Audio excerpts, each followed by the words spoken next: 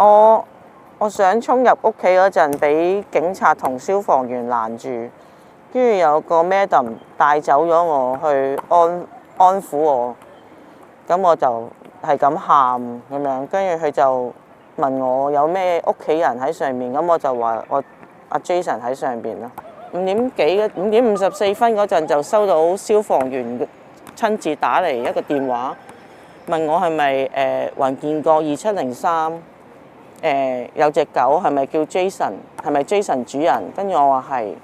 跟住佢問我 Jason 救翻未？我話未救翻，跟住佢話我而家上去你屋企2703救 Jason 啦咁樣，開心到黐咗線啦！都係好多謝消防員，因為真係好危險啊，上去救佢，因為佢係動物即係而放棄救佢係好難取捨，我知道，即係正常都會 prioritize 去救人先，呢個我理解嘅，但係佢冇放棄過，仲要話即刻上去救佢。